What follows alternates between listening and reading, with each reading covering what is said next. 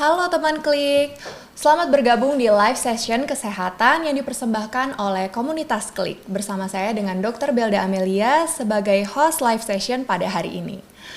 Komunitas Klik merupakan ruang diskusi yang terhubung, tumbuh, dan menciptakan keluarga yang kuat dan aman. Nah, mungkin teman-teman di rumah sering scrolling media sosial dan melihat banyaknya tren dan juga makanan-makanan manis yang viral dan tren diet yang sulit untuk diikutin dan juga ekstrim dan berbahaya. Pada kali ini mungkin kita akan bisa berkomunikasi langsung untuk membahas tentang diet dan juga obesitas dan gizi yang seimbang dengan pakarnya langsung, yaitu dokter spesialis gizi klinik. Nah, hari ini kita kedatangan oleh Dr. Christopher Andrian, spesialis magister gizi, spesialis gizi klinik, yang hari ini sudah hadir. Apa kabar dokter? Halo, kabar baik. Halo dokter, terima kasih sudah hadir pada hari ini dokter. Nah dok, mungkin sekarang banyak banget teman Klik di sini yang sudah merasa badannya mulai berisi nih dok ya, pipinya mulai cabi. Tapi sebenarnya gimana dok, kapan kondisi itu berubah jadi obesitas yang perlu diwaspadai? Oke, sebenarnya kalau muka cabi gitu ya, atau tangan gede gitu, itu belum tentu dikategorikan sebagai obesitas loh. Oke. Ya, kenapa? Karena kan itu bisa aja ada penebalan lemak di situ atau otot wajah di situ. Nah, sebenarnya kalau orang obesitas, definisinya apa? Obesitas itu adalah kelebihan lemak. Jadi excess fat. Oke dok. Di badan kita itu kan komponennya ada lemak, ada otot, ada air di badan. Nah, lemak itu yang berlebih itu kita kategorikan sebagai obesitas. Sebenarnya itu dulu prinsip definisi utamanya. Untuk menilai obesitas itu caranya ada banyak. Paling mudah dan paling simpel itu adalah menggunakan persamaan dari indeks massa tubuh. Pernah dengar gak dok? IMT. Ya, IMT. Ya, IMT kita menggunakan base dari ada yang Asia, ada dari WHO gitu ya. Tapi karena Asia kita menggunakan base IMT itu dari 25. Oke, 25. Ya, di atas 25 itu udah masuknya ke obes tipe 1, di atas 30 itu masuknya ke obes 2. Oke dok. Kalau di bawah 25 itu ada kategori overweight sebenarnya, yaitu di atas 23 sampai 25. Nah, di bawah 23 sampai 18,5 itu masih dalam kriteria normal. Nah, indeks massa tubuh itu apa sih? Cara perhitungannya itu membandingkan antara berat badan sama tinggi badan doang. Jadi, kita tahu berat badan kita, contoh misalnya 65 kg, kita bagi dengan tinggi badan dalam meter dikuadratkan. Iya. Misalnya berat badan 65, tinggi badan 1,65 dalam meter kan, 165, 1,65. Nah 1,65 itu dikuadratkan nanti akan keluar hasil tuh 22, 23, 24 atau 25 gitu. Itu adalah cara yang paling mudah Yang bisa dilakukan ya dok? untuk menilai seseorang itu obes atau enggak gitu. Oke.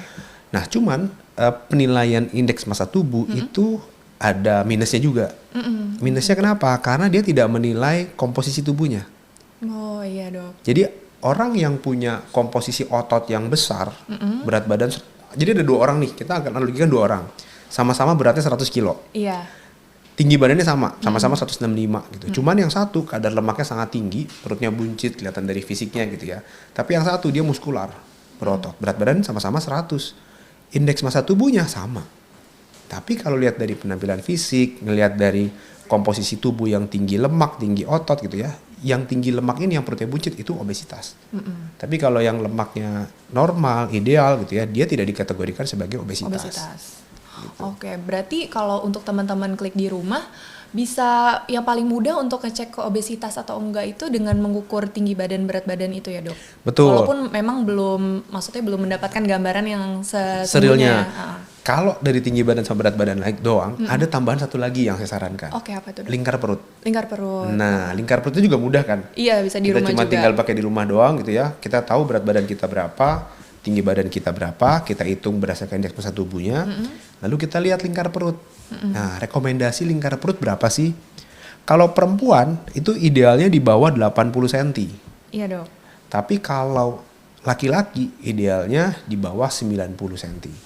Oke. Makanya kan ukuran celana itu berpengaruh banget tuh. Benar. Ya, ukuran 34 gitu ya. Kalau di atas 34 resiko untuk overweight, obesitas atau obesitas sentral kita bilangnya. Iya. Karena banyak juga loh orang-orang yang Buncit ya perutnya. iya betul, mungkin secara lengan dia kurus, muka juga kelihatannya tirus gitu Tirus, kan. Makanya bener tadi dong. dibilang cabi, belum tentu dia nggak obes. Tapi bisa juga dia mukanya tirus gitu ya, tapi pas dia dari samping, pas duduk perutnya buncit misalnya. Iya. Itu bisa aja kategorinya obesitas sentral gitu ya, yang lemaknya tebel di area organ di dalam itu. Oke, jadi perlu juga tadi ya, berarti ngecek berat badan, tinggi badan, juga lingkar perut. Lingkar perut. Kalau gitu. untuk di rumah ya dok. Betul, tapi kalau di vaskes klinik atau rumah sakit tingkat lanjut itu biasanya ada alat pengukuran body composition. Oh iya. Ya kan, Lebih buat menilai lagi. berapa sih lemaknya, berapa sih ototnya, berapa airnya gitu. Oke dok, tadi ngomong-ngomong soal yang lingkar perut itu dok, sebenarnya apa bahayanya kalau yang obesitas sentral, berarti yang perutnya memang besar ya dok, gitu, dibandingkan dengan obesitas yang satu Yang biasa gitu ya. Iya. Jadi sebenarnya lemak di badan kita itu bisa terdeposit di 2 tempat. Satu kita bilang sebagai lemak subkutan, itu adalah lemak di bawah kulit. Iya. Biasanya kita bisa cubit tuh yang tadi di pipi, di kelihatan ya, sini, Dok. di Iya. double chin gitu ya. Di tangan, di paha, di kaki itu kita bilang sebagai lemak subkutan. Lemak subkutan itu adalah lemak yang di bawah kulit. Oke. Nah yang kedua kita bilang sebagai lemak visceral. Lemak visceral itu apa? Lemak visceral itu adalah lemak yang ngebungkus si organ. Nah awalnya sebenarnya fisiologis orang gitu ya, semua orang itu sebenarnya punya lemak visceral. Tapi ketebalan lemak visceral itu berbeda-beda. Fungsinya apa sih lemak visceral? Nah awalnya dia tuh fungsinya untuk melindungi organ. Oke. Dari apa? Kepukul, Iya, benturan, jatuh gitu ya. Seenggaknya ada bantalan lah yang melindungi dia gitu. Oke. Tapi karena habit dan lifestyle orang itu membuat si lemak visceral itu makin lama makin tebel. Oke dok. Makin tebel, efeknya apa? Perut jadi makin gede. Ditambah lagi lama-kelamaan organ ini rusak akibat si lemak yang menginfiltrasi. Makanya bisa muncullah fatty liver. Oh. Ya kan, perlemakan hati gitu ya, perlemakan di jantung, pembuluh darahnya jadi banyak lemak gitu. Itu bahayanya sebenarnya. Jadi resiko untuk serangan jantung, resiko untuk stroke, resiko untuk diabetes karena resistensi insulin itu juga bisa terjadi dari peningkatan lingkar perut yang besar. Oke. Padahal mungkin terlihatnya dari luar cuman perutnya aja Perutnya ya. doang kan banyak loh. Iya, Kita kalau lihat iya. di jalan gitu kayak, oh kok tangannya kecil gitu, kakinya kecil tapi kok perutnya buncit. Nah, Iya. itu juga harus hati-hati di situ. Anggapannya kan mungkin itu bukan gendut ya, tapi ternyata itu bahaya juga. Lebih berbahaya. Lebih berbahaya bahkan ya dok. Oke. Nah, terakhir nih dok, sebelum kita masuk ke pembahasan berikutnya ya dok, kan masih banyak yang menganggap obesitas tuh cuma soal penampilan. Padahal sebenarnya tuh dampak yang perlu kita khawatirkan tadi kan dok, mungkin penyakit-penyakit yang lain ya dok, maksudnya terkait mungkin sakit jantung dan segala macam. Dan kira-kira apa lagi dok yang bisa menyebabkan mungkin harusnya obesitas ini nggak terjadi gitu? Penyakit apa lagi kira-kira dok? Yang disebabkan karena obesitas. Iya. Banyak sebenarnya. Jadi obesitas itu orang suka nganggap remeh ya, ngerasa kan cuman berat badan gue doang gitu ya yang naik nih. iya. Tapi lama-kelamaan bisa muncul penyakit-penyakit lain yang diakibatkan karena berat badan itu. Paling simpel apa? Satu, lutut. Oh iya benar dok. Ya Betul, kan, iya. lama-kelamaan lutut gue kok sakit Sakit. ya gitu. Lututnya kok sakit ya. Naik turun tangga sakit, yang tadinya jalan bisa keluar ke ujung komplek itu sekarang sampai rumah doang engap, capek gitu. Itu satu. Iya. Dua, tidur ngorok. Oh iya benar, sekarang banyak ya. Iya, sleep apnea. hampir 100% orang yang obes rata-rata kan tidurnya ngorok. Betul. Kalau udah ngorok emang kenapa gitu? Satu, ngeganggu pasti kan. Ganggu Satu rumah sekitar. ngorok semua gitu. Tapi ngorok itu juga bisa membuat seseorang itu kekurangan oksigen. Betul. Itu yang kita bilang sebagai obstructive sleep apnea, OSA. Ya. Kenapa bisa begitu? Ya, awalnya sebenarnya karena penimbunan lemak di area leher, menekan lidah dan lain-lain sampai ngedorong saluran nafas kita itu jadinya ketutup. Betul. Emang kalau udah ketutup kenapa? Pernah denger nggak kalau orang ngorok itu bunyinya kayak terus tiba-tiba diem? Diemnya tuh lama loh. Bisa 30 detik, 1 menit, 2 menit. Nah kondisi diem itu sebenarnya dia lagi nggak napas. Bahaya ya dok. Bahaya betul. Oksigen di badannya jadi menurun. Efeknya apa? Jangka panjang resiko stroke-nya juga semakin besar. Keluhannya apa? Bangun tidur sakit pala, masih berasa ngantuk gitu. Itu semua yang diakibatkan karena kelebihan berat badan gitu. Apalagi metabolik. Penyakit metabolik itu apa? Kolesterol, asam urat, gula gitu. Semua diakibatkan dari situ. Sampai obesitas pun sekarang meningkatkan resiko terjadinya kanker. Oke dok. Apa tuh? Misalnya angka kejadian kanker payudara. Itu juga diakibatkan dari situ. Resiko PCOS. Ya, jadi faktor resiko PCOS Meningkat juga ya dok. sekarang udah bukan PCOS namanya, PMOS. Iya. Mens jadi nggak teratur, sulit punya keturunan gitu kan. Itu problem yang diakibatkan karena gaya hidup. Betul dok. Gitu. Jadi emang banyak banget ya dok. Maksudnya mungkin kita mikir cuman nambah doang nih berat badan, cuman looks-nya aja kelihatannya nggak nyaman gitu ya, susah nyari baju atau gimana. Tapi ternyata panjang ya dok. Panjang, bisa betul. berakibat sampai lebih serius, masalah yang lebih serius gitu ya. Oke, nah dok kan sekarang kita buka TikTok pasti ada aja tren diet nih baru ya dok. Minggu ini intermittent fasting, ntar minggu depan diet carnivore, nah habis itu diet detox. Diet K-pop lagi ya. Iya.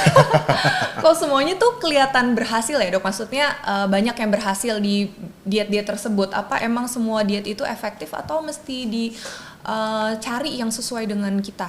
Ya, sebenarnya kan kalau yang kayak tadi itu kita bilang sebagai popular diet ya. Jadi diet-diet, tren diet gitu. Banyak banget keto diet, terus mayo diet, iya. terus Mediterranean diet. Sekarang ada diet Ayu, diet Blackpink gitu ya. Iya. Banyak. Kenapa? Karena mereka ngerasa bahwa oh diet itu cocok lu buat dia gitu. Harusnya saya juga cocok gitu. Sebenarnya belum tentu. Jadi popular diet itu sebenarnya kalau kita terapkan ke diri kita belum tentu cocok dan bisa aja cocok gitu. Okay. Kita nggak tahu. Kenapa? Karena kebutuhan setiap orang itu satu berbeda-beda. Apa sih yang mempengaruhi kebutuhan setiap orang? Satu, jenis kelamin. Laki-laki, perempuan beda. Coba kalau saya makan porsi sama kayak yang kamu makan sehari-hari, pasti nggak akan cocok gitu. Kamu makan porsi yang saya makan, mungkin bisa aja naik berat badannya gitu, nggak akan cocok. Satu, makanya jenis kelamin itu mempengaruhi. Dua, usia. Semakin tinggi usia, kalori yang dibakar itu sebenarnya semakin rendah dibanding orang yang usia muda. Jadi orang lansia itu pembakaran kalori, metabolisme memang lebih lambat gitu. Makanya kalori yang dibakar di badan dia itu juga lebih kecil. Tadi jenis kelamin, usia. Berat badan awalnya dia. Orang yang punya berat badannya 100 kilo sama orang yang punya berat badannya 60-70 kilo, itu pasti kebutuhan kalori juga beda. 100 kilo, dia turun 20 kilo, 80. Tapi kalau orang 60 kilo, 70 kilo, turun 20, udah 50 gitu. Iya. Kalorinya juga berbeda. Jadi dari jenis kelamin, dari usia, dari berat badan awal, tinggi badan orang, itu juga mempengaruhi. Okay, dok. Semakin tinggi, metabolisme juga semakin besar. Semakin pendek, semakin kecil. Dan yang terakhir yang paling penting itu adalah aktivitas fisiknya dia. Oke, kegiatan sehari-harinya. Kegiatan sehari-harinya apa? Pagi, jam 3 pagi udah bangun, komuter gitu, naik KRL, jalan semua segala macam, terus aktivitas fisik mondar-mandir gitu, kerja segala macam. Disuruhnya ikutin orang yang diet intermittent fasting 1 meal a day. Iya. Ya, Lemes makan ya. cuman sehari sekali di siang doang gitu, nggak pingsan dia gitu, habis muter commute gitu. Pulang juga sama gitu. Ya makanya saya bilang itu tidak bisa kita terapkan. Dan yang keenam di luar ini itu adalah penyakit atau problem yang dialami. Contoh misalnya kamu ada sakit mah, ada kolesterol tinggi, atau ada gula gitu, diabetes, itu juga memiliki diet yang berbeda kebutuhannya. Makanya kita tidak bisa menyamaratakan semua diet ini kita terapin. Gitu. Cocok buat gue, lu juga harusnya cocok dong, lu ikutin juga gitu. Kita nggak bisa seperti itu. Iya benar, harus mengetahui juga kondisi tubuh kita masing-masing ya dok. Yes, betul. Karena emang gimana ya dok, kalau misalkan ngeliat orang berhasil kan rasanya pengen ikut ya? Iya, pengen coba. Apalagi yang ekstrim diet yang turun dalam seminggu bisa turun Berapa, 5 kilo, 10 kilo gitu ya. Iya, itu pasti langsung banyak pengikutnya itu. Betul. Nah, tapi belum lama ini emang sampai viral ya dok, ada kasus seorang perempuan nih dok, dia meninggal karena diet buah ekstrim. Jadi mungkin setiap hari cuman makan 1 buah apel kalau nggak salah tuh dok. Jadi, nah sebenarnya tuh apa yang terjadi pada tubuh kalau kita memang cuman mengkonsumsi 1 buah apel, kan berarti 1 nutrisi dari situ aja dok. Itu apa ya dok? Ya, paling sering terjadi itu karena ya kita bilang defisiensi mikronutrien dan makronutrien ya. Jadi tubuh kita itu kan sebenarnya masih membutuhkan yang namanya karbohidrat, protein, lemak, serat, air, dan juga vitamin-vitamin mineral. Kalau kita makan cuman buah doang, buah itu apa sih? Buah itu adalah komposisinya karbohidrat. Iya. Buah apa karbohidrat? Alpukat bukan karbohidrat, yes, alpukat itu lemak. Tapi mayoritas buah-buahan lain, mau apel, pisang, semangka gitu ya, itu semua adalah karbohidrat. Karbohidrat yang komponen utamanya itu adalah fruktosa sebenarnya, dan serat, dan juga vitamin. Yes, betul gitu. Tapi kalau kita hanya mengkonsumsi itu dalam jangka panjang, kita nggak ada asupan yang namanya protein dan juga lemak. Sedangkan tubuh kita perlu. Protein itu buat apa sih? 1, jaga otot. Iya. Supaya otot tetap baik. 2, imun kita tuh tentara yang berperang dalam tubuh kita tuh. Emang bahan bakunya makanannya apa gitu, salah satunya adalah protein gitu. Apalagi karena ototnya hilang terus ngedrop gitu ya, lama-lama apa, gampang lelah, gampang capek. Kalau protein hilang, lemak nggak ada juga. Lemak itu apa? Lemak itu banyak manfaatnya. Karena kan orang sekarang takut ya makan lemak gitu kan. Iya, takut langsung gendut dok, ya kan? Memang lemak itu kalorinya besar gitu. Tapi di tubuh kita tetap perlu yang namanya lemak. Lemak itu ada lemak esensial, ada non esensial gitu. Iya. Lemak esensial itu adalah lemak yang tubuh kita nggak bisa produksi sendiri, dia harus dapat makanan dari luar. Contohnya pakai omega 3, omega 6, omega 9 gitu. Itu adalah lemak esensial. Terus kalau kita nggak makan lemak sama sekali, pernah dengar nggak vitamin larut lemak? Iya dok. Vitamin A, D, E, K, ADEK. Kita nggak bisa masuk. Kenapa? Karena A, D, E, K itu perlu lemak buat masuk dalam tubuh kita.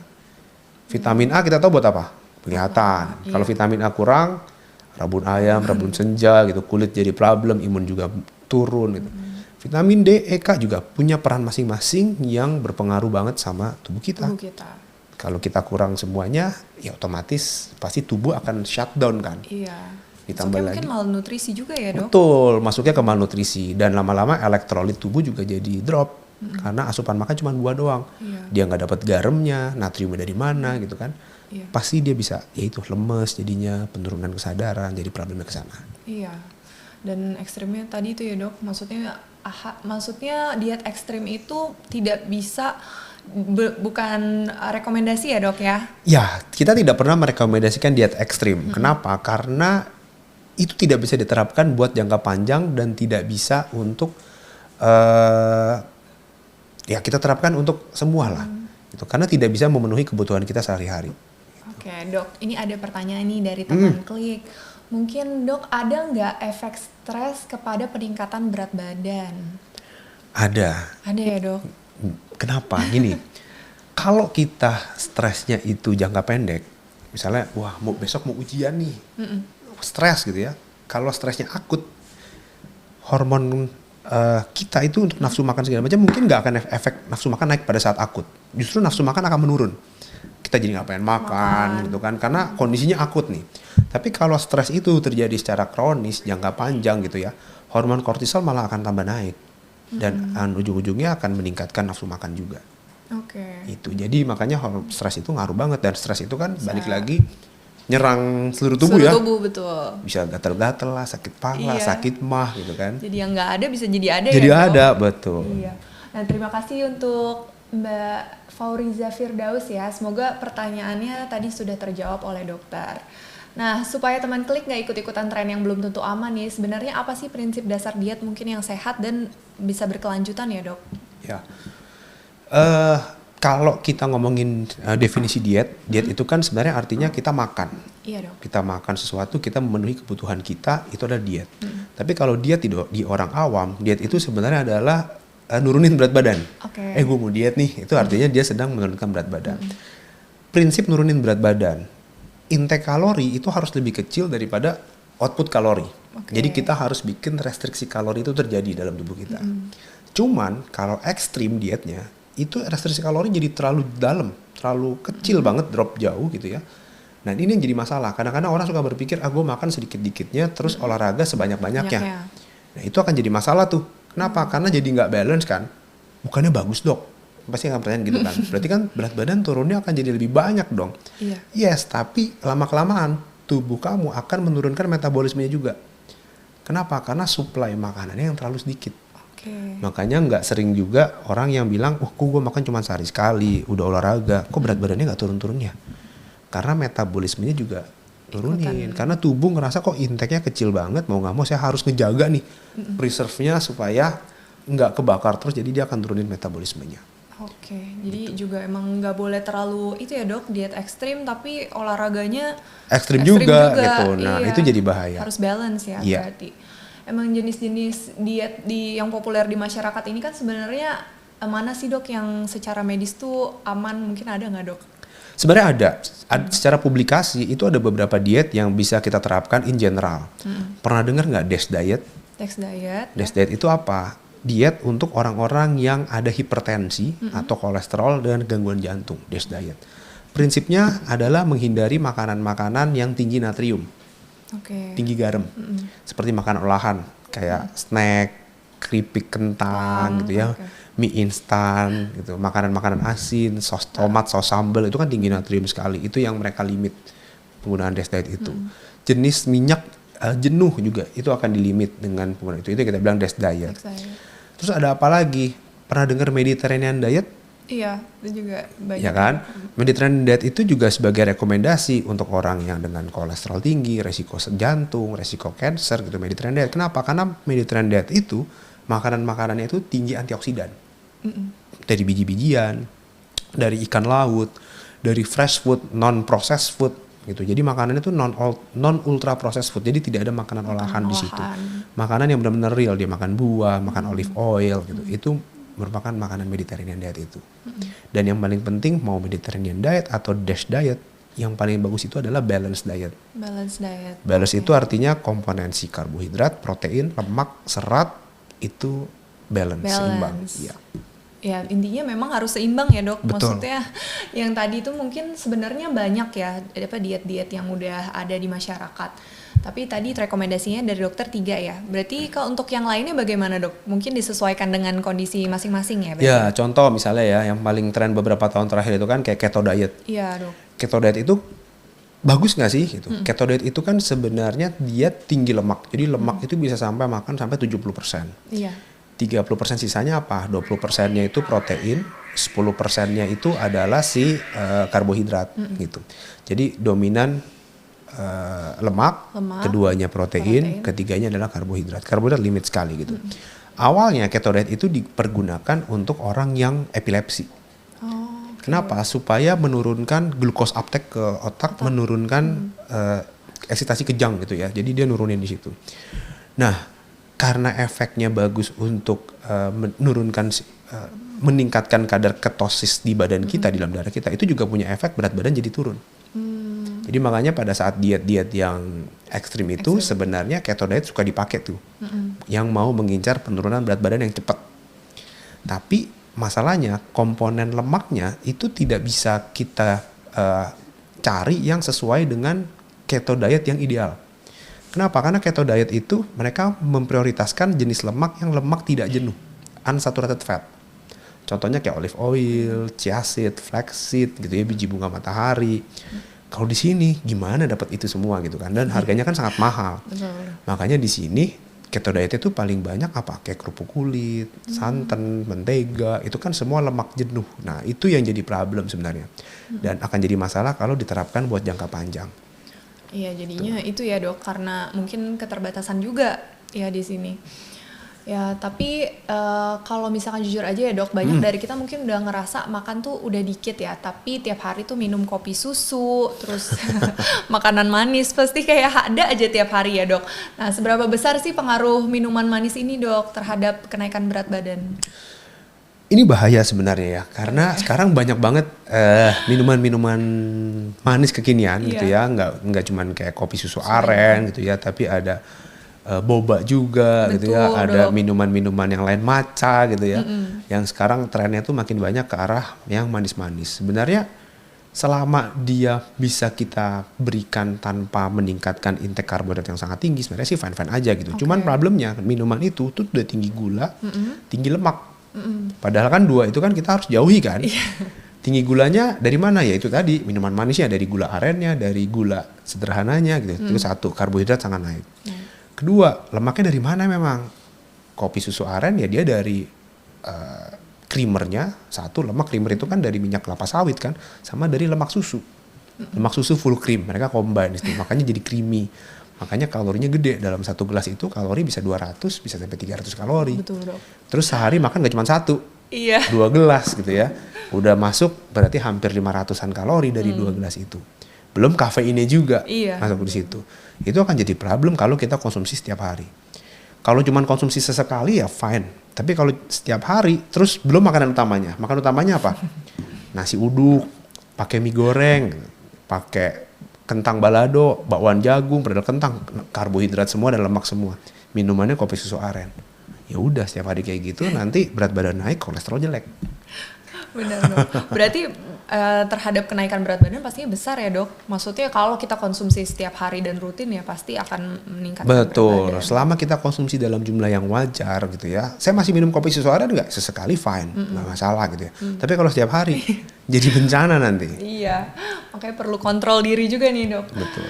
Nah kita bacakan lagi ya dok pertanyaan dari teman klik. Ini dari Yurika. Ini pertanyaannya dok, cara cek obesitas atau enggak gimana ya dok? Mungkin tadi sempat dibahas, boleh diulang lagi dok? Ya. Diperjelas kembali. Paling gampang satu, kamu harus timbang. Timbang berat badannya gitu. Kalau orang susah menghitung indeks massa tubuh, paling gampang itu kita harus tahu tinggi badan kita dulu berapa. Contoh, misalnya tinggi badan saya 165. Berat ideal saya berapa? Ya udah, tinggi badan kita kurangin 100 aja. Oke. Simple. Jadi berat badan ideal saya adalah 65. Oke kan? Jadi kurangin 100 ya dok? Ya, 165 kurang 100. Paling gampang gitu deh gitu, simple gitu. Kurang 100 berat badan 65. Berarti 65 itu adalah berat badan ideal saya. Kalau saya lebih tinggi dari 65, resiko untuk overweight naik. Apalagi kalau gapnya jauh. Berat badan saya 80 ke 65. Bisa 15 kiloan bedanya gitu ya. Wah, berarti saya harus nurunin berat badannya harus lebih besar nih. Betul. Gitu. Itu udah jadi concern buat kita.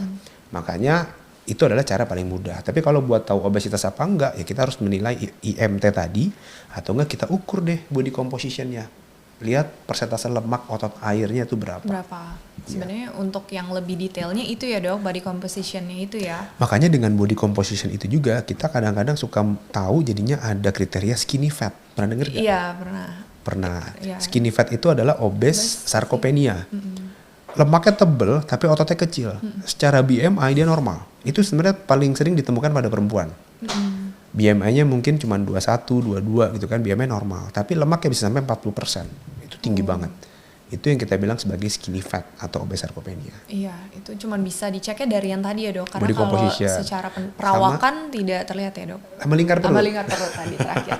Jadi mungkin kalau belum bisa cek yang body composition itu bisa cek berat badan, tinggi badan, dan juga lingkar perut. Betul. Nah selanjutnya ini dari Noi. Siang dokter, salam kenal, saya Yoyo dari Jakarta. Mau bertanya apakah benar sarapan nasi dan makan larut malam itu berbahaya? Idealnya makan malam itu maksimal jam berapa ya dok? Karena saya sekali suka lembur dan istri saya pun menyusui, jadi aktif makan larut malam. Terima kasih. Ya, sebenarnya ini yang tadi saya bilang. Karena kenapa? Karena sekarang tuh banyak tren intermittent fasting. Makan terakhir jam 3 sore gitu ya, malam gak boleh makan lagi. Wah, buat siapa? Iya. Buat kamu mungkin oke, tapi buat orang-orang yang kerjanya lembur sampai larut malam, ya mereka nggak bisa seperti itu. Boleh nggak sih makan sampai malam? Boleh-boleh aja. Makan nasi boleh nggak? Boleh-boleh aja, sebenarnya nggak ada masalah. Yang penting itu kita makan nasi itu pakai apa?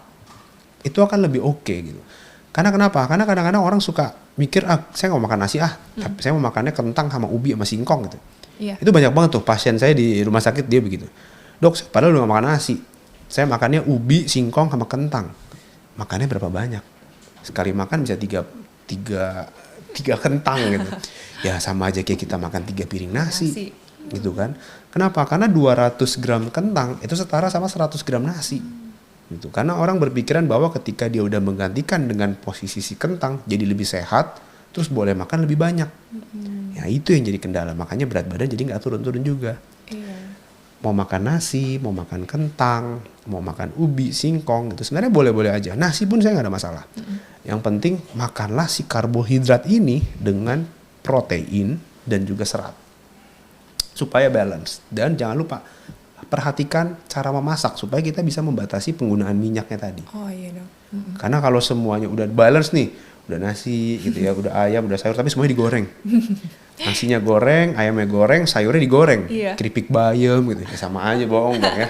Iya dok. Lemaknya jadi banyak.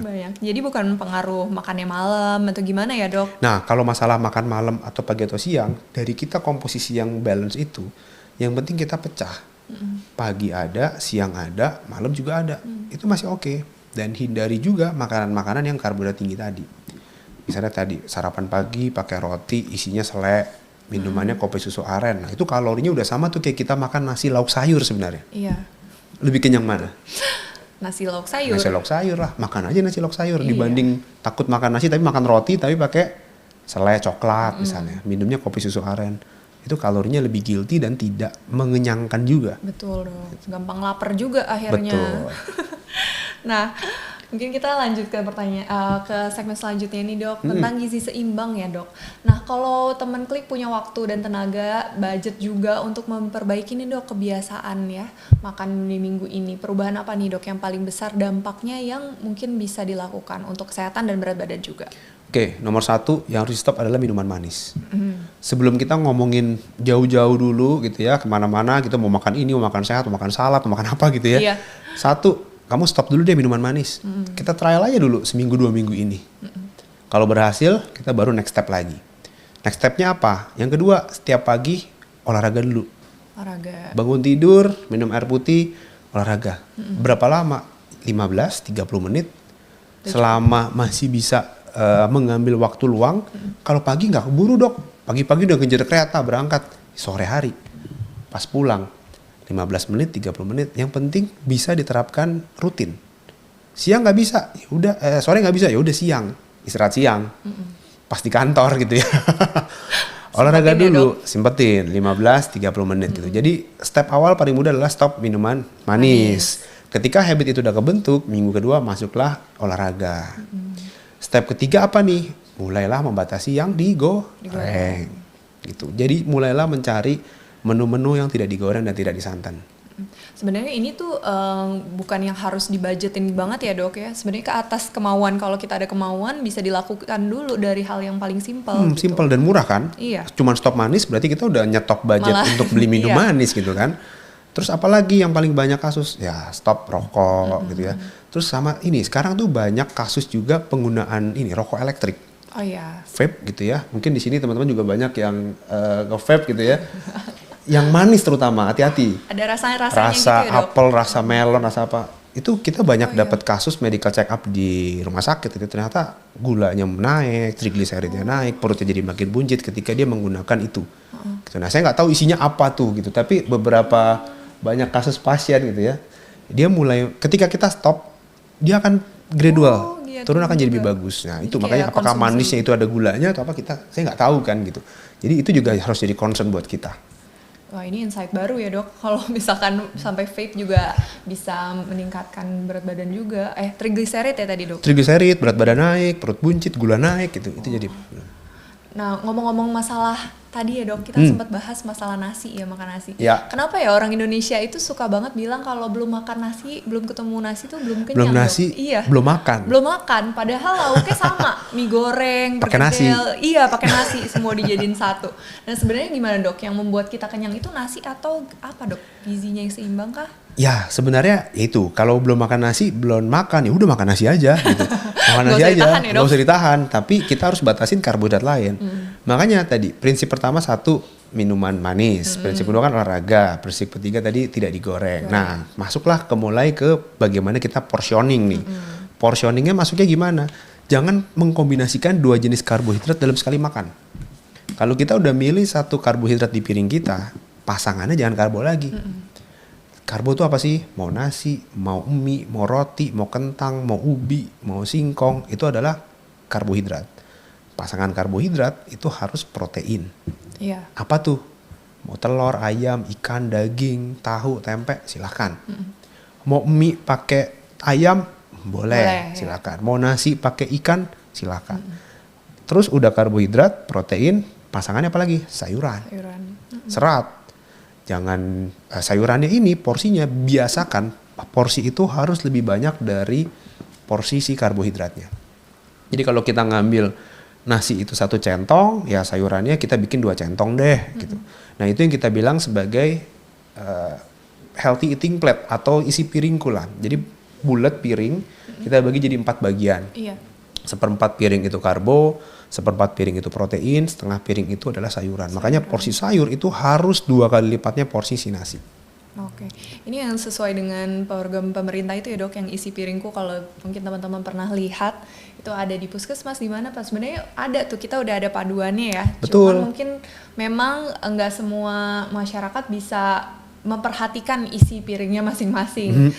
Tentunya ini akan menurunkan berat badan dan juga mencegah obesitas ya dok? Ya dengan kita bisa menerapkan jangka panjang dan step kecil tadi gitu ya, secara nggak langsung kita pasti akan bisa berubah kok gitu ya. Terutama yang paling susah itu adalah stop minuman manis sih. Iya. Karena manis itu sekarang bisa bikin craving atau adiksinya itu levelnya sama kayak kita ngerokok, sama kayak kafein gitu ya. Untuk nyetopnya tuh kadang-kadang Sulit ya, Dok. susah gitu. Iya. Betul. Nah dok, sekarang itu mungkin kalau di supermarket ya kita suka lihat ada produk dan kemasannya itu ada nutri levelnya dok. Nah itu mungkin buat teman klik agak sulit ya membaca nutri levelnya itu bagaimana. Nah ada nggak dok gimana tips untuk melihat tabel itu supaya kita bisa pilih produknya itu lebih tepat ya dok gitu. Sebenarnya nutri level itu mempermudahkan kita dibanding kita membaca tabel itu loh, informasi nilai gizi yang di belakang. Iya, Gitu. belakang. Karena nutri level itu kan diletakkan di depan. Intinya si nutri level itu kan memberikan informasi tentang kandungan gula yang di dalam suatu makanan itu. Paling gampang gimana ya carinya yang levelnya A. Kenapa? Karena kalau udah tulisannya nutri levelnya A di situ, pastinya gulanya itu rendah atau kecil gitu ya. Atau kalau misalnya nggak yakin juga, lihat aja komposisi di belakangnya. Komposisi belakang, informasi nilai gizi itu kan ada total kalori, terus karbohidrat, ada gula di situ. Nah itu bisa kita lihat gulanya itu berapa di situ. Berarti tadi kalau yang A ya dok, berarti itu yang baik ya? Maksudnya Yang ideal yang gitu. Ideal. A, B, ya B ke C, Boleh 50, ya jangan C ke D gitu ya. A ke B kalau dapat yang A itu lebih bagus. A lebih bagus, bisa dipilih gitu ya dok? Betul. Oke. Nah mungkin dari sekarang nih teman-teman udah mulai ya lihat-lihat lagi produk-produk yang dibeli di supermarket, mungkin buat bantu ngurangin gulanya juga ya dok. Nah dari pelaksanaan program cek kesehatan gratis tahun 2025 nih ternyata cukup banyak nih dok temuan ya perut buncit dan juga berat badannya lebih. Nah bagaimana nih dokter melihat temuan ini di masyarakat saat ini? Betul, makanya ini kan sebenarnya fungsinya untuk screening ya. Iya, screening buat tahu kita tuh harus ngerubah gaya hidup gitu. Yang perlu diperhatikan justru ketika orang atau kita tahu, wah ini udah ada temuan nih, terus mau ngapain? Iya betul dok. Kalau didiemin ya tahun depan temuannya kan makin banyak. Benar. Hari ini perutnya buncit ketahuan, hasil lab masih bagus. Kan yang dicek kan gula, kolesterol, asam urat misalnya, sama perut, lingkar perut, sama tensi gitu kan. Hari ini lingkar perut, masih lingkar perut doang gitu ya. Ntar tahun depan mulai deh tensinya naik, tahun depan lagi gulanya jelek gitu. Iya. Itu kenapa? Karena itu akan makin bertambah dengan penyakit metabolik tadi. Sebenarnya kalau ada proses ketahuan screening seperti ini, ya itu oke banget karena kan kita jadi tahu kadar kolesterol kita berapa, lemak, terus asam urat kita oke apa enggak. Semakin dini kita cegah, kita bisa semakin mengurangi resiko terjadinya penyakit lain. Dan secara nggak langsung ini juga sebenarnya ya ngerubah gaya hidup sih. Ngerubah gaya hidup itu kan kita mencegah terjadinya stroke, serangan jantung. Kenapa? Karena kalau orang serangan jantung atau stroke atau dia sampai sakit ginjal, cuci darah, gimana mau kerja?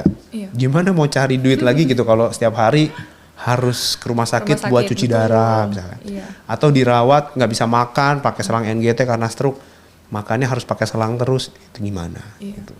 Jadi nggak produktif sebenarnya. Betul dok. Jadi yang paling penting setelah cek inilah ya dok, maksudnya sudah tahu misalkan ada lingkar perutnya lebih dan juga berat badannya berlebih, itu apa langkah selanjutnya? Betul, itu perubahan gaya hidup. Perubahan gaya hidupnya supaya tahun depan pada saat pemeriksaan dilakukan lagi itu justru yang merah-merah yang ketemu itu bisa nggak ditemukan lagi. Iya, harapannya seperti itu ya dok. Betul. Nah terakhir dok, bagaimana program cek kesehatan gratis ini bisa menjadi pintu masuk agar masyarakat lebih sadar nih dok, lebih cepat terdeteksi dan akhirnya bisa mencegah obesitas sebelum berkembang menjadi penyakit yang lebih serius. Ya itu dok. Pencegahan. Jadi pencegahannya yang tadi saya bilang, sebenarnya ketika orang itu udah tahu tensinya jelek, gulanya ada kendala, misalnya kayak gula nih pre-diabetes, karena kan ujuk-ujuk nggak langsung diabetes gitu, karena kalau udah diabetes mau nggak mau dia harus dengan treatment gitu ya. Dok. Tapi kalau misalnya dia ditemukan kategorinya adalah pre-diabetes, mungkin dokter belum kasih obat, dia disuruh merubah gaya hidupnya, ngerubah minuman manisnya gitu ya. Iya. Ya sama tadi, prinsip awal adalah satu, ya orang harus mau keluar dari zona nyamannya supaya tubuh kita menjadi lebih baik. Satu dengan cara stop minuman manis. Dua olahraga teratur, tiga hindari makanan yang digoreng tadi, keempat portioning makanan. Nah terapin jangka pendek tapi rutin setiap hari. Karena kalau kamu cuma ngikutin dietnya yang diet ekstrim tadi, percaya deh itu paling cuma bertahan cuma sebulan doang, nggak nyampe lah 2 minggu paling. Abis itu balik lagi ya dok? Abis itu balik lagi, siapa sih yang tahan makan cuma sehari sekali? Paling cuma 3 hari sampai 5 hari, ya kan? Iya, habis itu balik lagi ke pola makan yang lama. Yang ada turun 3 kilo, naiknya 10 kilo gitu. Betul dok. Iya kan? Jadi sebenarnya sesuaiin sama yang nyaman aja ya dok. Maksudnya yang bisa diterapkan buat jangka panjang. Jangka panjang, betul. Nah sebelum kita closing nih dok, ada pertanyaan dari teman Klik. Apakah stevia itu aman dok? Oke, kalau dari sisi kalori, stevia itu sebenarnya oke. Kenapa? Karena kalorinya dia cenderung kecil atau nggak ada lah sama sekali. Tapi dia memberikan tes rasa manis di lidah gitu. Kalau kita bisa menemukan sesuatu yang membuat di lidah manis tapi kalori nggak ada, orang kan tertarik banget gitu kan. Iya dok. Tapi dia tidak merubah habit orang nggak minum manis. Oh iya betul. Nah yang perlu kita rubah itu kan sebenarnya adalah habitnya kan, supaya dia tidak mencari makanan yang manis-manis terus. Tapi kalau dia masih dependent sama sesuatu yang manis itu, tiba-tiba suatu saat stok stevia gue habis nih, terus gimana dong, craving manis gitu. Nah itu juga sebenarnya ya masih perdebatan lah.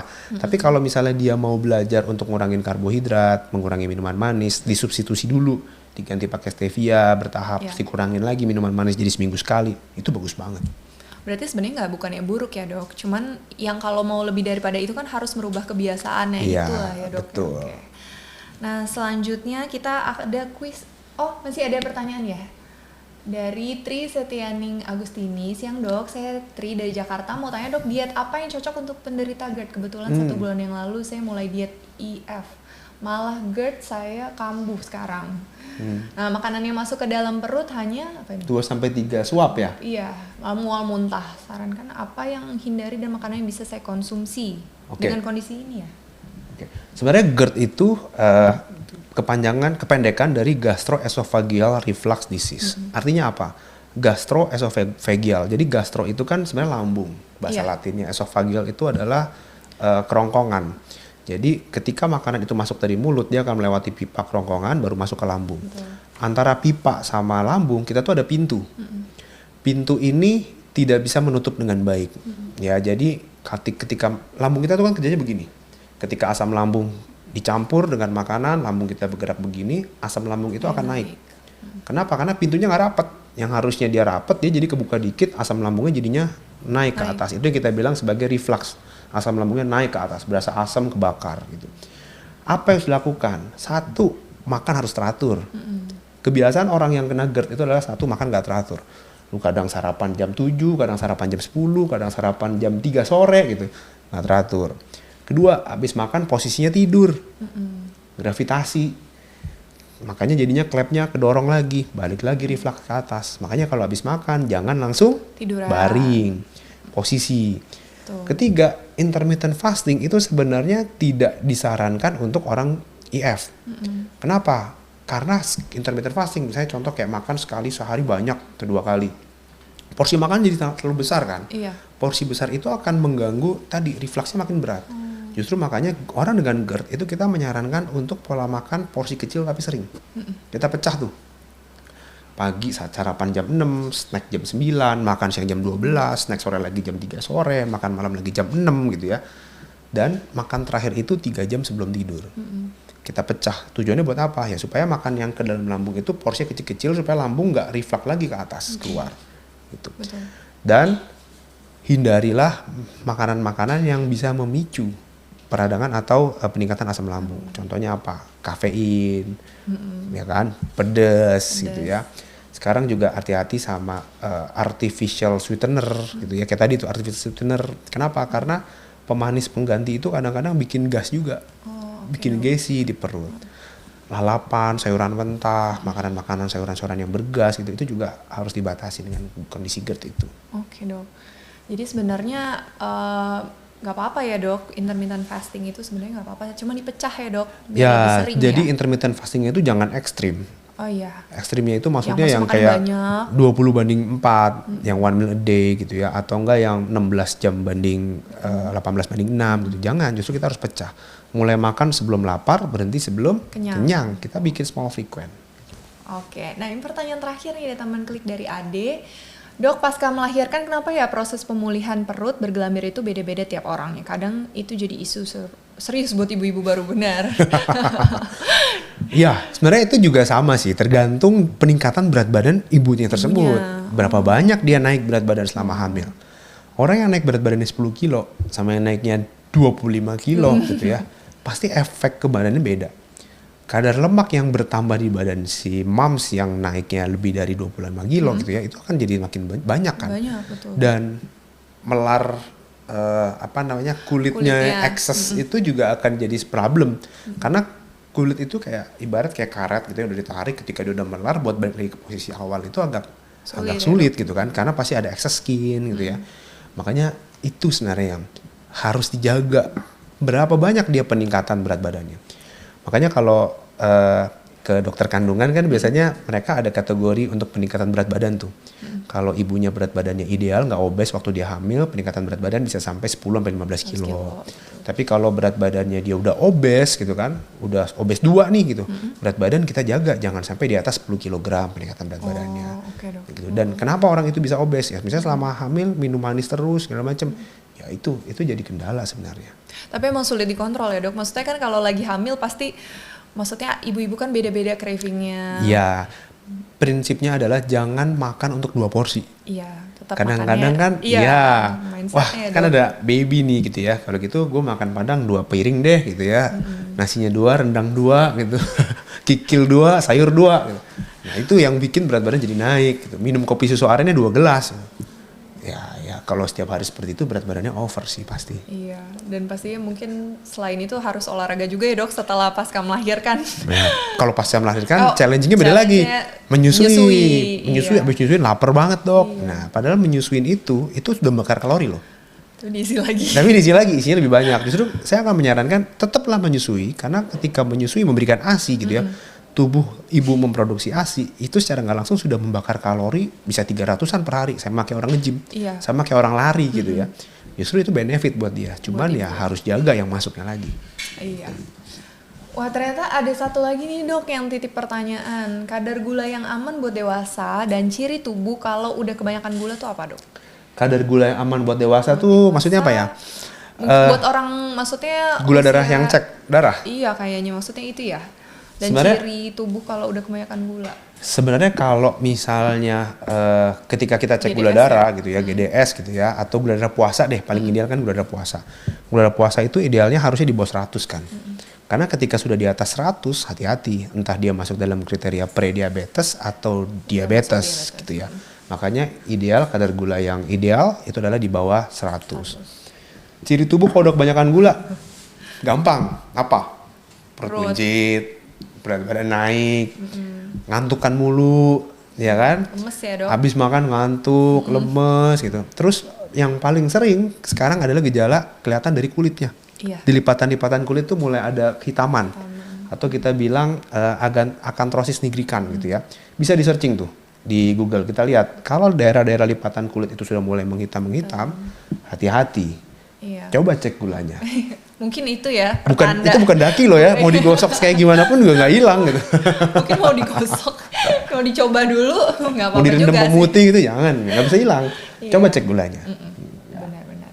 Nah bagus banget tuh pertanyaannya tadi ya, dok, sangat mungkin insight juga buat teman-teman klik di sini. Nah aku ya teman-teman, siapa di sini yang dalam seminggu terakhir yang masih punya kebiasaan kayak gini, tulis di kolom komentar atau ikut polling kita sekarang. Yang pertama, minum minuman manis atau kopi susu lebih dari 1 kali sehari. Yang kedua, sering skip sarapan karena buru-buru lalu balas dendam pas makan siangnya 2 porsi. Yang ketiga, jarang olahraga, geraknya cuma di kasur aja. Dari kasur ke meja kerja lalu balik ke kasur lagi. Nah yang keempat, tidur kurang dari 6 jam karena scrolling media sosial, nonton series atau kerja sampai larut. Dan yang kelima, sering ngemil keripik atau yang manis-manis sambil scrolling media sosial. Ayo, kalian yang mana nih? Boleh ikut pollingnya, dipilih kira-kira teman klik masih suka ngelakuin kebiasaan yang mana nih? Kebiasaan-kebiasaan yang kurang baik ya? Semuanya ya? Nggak bisa milih semuanya ya? Bisa nggak 5-5 yang dipilih? Bisa pilih lebih dari 1 ya? Nah, coba kita lihat kira-kira yang paling banyak apa ya? Nah yang tadi minuman manis, yang pertama ya kopi susu lebih dari 1 kali sehari. Terus kedua sering skip sarapan nih, ini juga karena buru-buru sibuk ya. Terus ketiga jarang olahraga, geraknya cuman seperlunya aja pas lagi kerja. Keempat yang gede tidur nih kurang dari 6 jam karena sering nonton series atau kerja sampai larut, dan yang kelima sering ngemil. Itu dari ngemil keripik, ngemil yang manis-manis sambil scrolling media sosial. Nah, kita coba lihat yuk, kira-kira teman-teman klik di sini sukanya melakukan kebiasaan yang mana. Nah, kalau dari dokter gimana dok? Kalau sebagai dokter spesialis gizi klinik masih sosmed masih keripik ya kadang-kadang oke gitu dok, ya. Kurang tidur tergantung lagi ngapain tuh malam. Iya. Kalau lagi banyak kerjaan ya udah mau nggak mau kurang tidur gitu kan. Sih. Olahraga ya sebenarnya kadang-kadang juga nggak bisa rutin juga sih kalau lagi ada kesibukan gitu kan. Ya yang penting kita harus tahu balance-nya gitu. Bangun tidur, olahraga sebentar. Kalau nggak olahraga, ya jangan makan yang over gitu. Kalau nggak bisa olahraga hari ini, besoknya diperpanjang olahraganya, dibikin lebih lama gitu. Iya betul dong. Pasti kalau misalkan dilihat dari pilihan ini sih, pasti kita lakuin ya semuanya. Karena sesuai sama kondisi kita masing-masing kan kerja juga sibuk gitu ya dok. Masih tidurnya ada kurang gitu ya. Iya. Terkadang ada craving manis dikit, ya udah. Yang penting kita tahu batasan. Kan tidur kurang ngantuk minum kopi gitu. Cuman kopinya jangan cari kopi susu aren lah, yang lain gitu. Yang lain, ya. Americano lah dok ya. Americano, black coffee gitu ya. Iya. Nah, oke. Kira-kira gimana nih sekarang? Udah ada, kita bisa lihat hasil pollingnya? Oh ya udah. Nanti bisa sambil kita tunggu teman-teman isi pollingnya buat kita tahu juga nih kira-kira apa sih yang kebiasaan bisa bikin obesitas ya dok, dan juga berat badannya meningkat gitu. Yang paling banyak apa nih? Oke, apa tuh? Wah, ternyata yang ketiga, 4, dan 5 berarti jarang olahraga, tidur kurang dari 6 jam, dan sering minum manis-manis sambil scrolling media masih sosial. minuman manis kan? Ya itu yang harus dibatasin. Betul. Apa kalau enggak klaim-klaiman banyak diabetes. Iya, tapi sekarang sebenarnya gaya hidup anak-anak muda juga udah bagus nih dok, karena udah shifting ke arah yang lebih baik, maksudnya lebih ke olahraga mereka. Karena itu pengaruh dari sosial media juga kan, iya, banyak yang posting tentang olahraga gitu kan. Dan menginspirasi juga dok, pengen ikutan nih kayak siapa gitu kan. Udah mulai lari pagi gitu kan. Betul. Nah, mungkin ini bagian manisnya juga harus dikurangin nih, karena kan memang sosmed juga sekarang ada review-review makanan manis apa gitu kan. Jadi pengen ikutan dok, FOMO makanan ya. Viral ya. Iya. Nah, oke. Berarti kalau mungkin dokter bisa sampaikan pesan satu aja untuk teman klik yang mungkin merasa berat badannya ini mulai naik tapi masih menunda untuk berubah dok. Kira-kira apa yang ingin dokter sampaikan? Prinsipnya adalah jangan sampai kita tuh menunda, karena berat badan itu akan nambah terus, dan ketika kita berat badan nambah itu akan memicu terjadinya penyakit-penyakit lanjutan. Jangan nunggu sampai penyakit itu muncul. Lakukanlah hal sekecil mungkin yang bisa kamu lakukan hari ini. Tadi contoh, bangun lebih pagi, olahraga 15-30 menit, atau dari sekedar stop minuman manis dulu gitu ya, perbanyak makan sayur, membatasi menu gorengan. Itu kan hal simpel yang kita nggak perlu, ya diet itu nggak harus mahal gitu. Iya, betul. Kita bisa melakukan dari hal-hal kecil yang bisa kita terapkan dari diri kita sendiri. Dengan kita melakukan itu secara rutin, terus menerus, secara setiap hari, udah stop manis, olahraga mulai bangun pagi, lihat deh dalam sebulan 2 bulan ke depan pasti udah ada hasilnya. Iya, pasti ada perubahan ya dok. Betul. Dan makanlah dengan pola makan gizi seimbang. Jangan ngikutin tren diet orang gitu, karena belum tentu itu cocok dan bagus buat kamu. Oke, terima kasih dokter. Nah, kita juga mau bacain nih dok. Dari Zoom meeting ini mungkin ada yang milih banyak nih dok.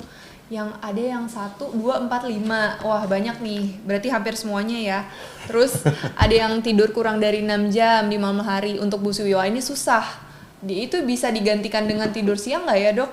Ada yang bertanya juga nih dok. Apa tuh? Kualitas tidur ya? Iya, karena kurang, karena sedang menyusui. Bisa ya, nggak dok? Kalau memang menyusui ya memang mau nggak mau ya, karena kan itu kewajiban. Kalau nggak dipumping atau nggak dinyusuin nanti mastitis, bengkak gitu kan.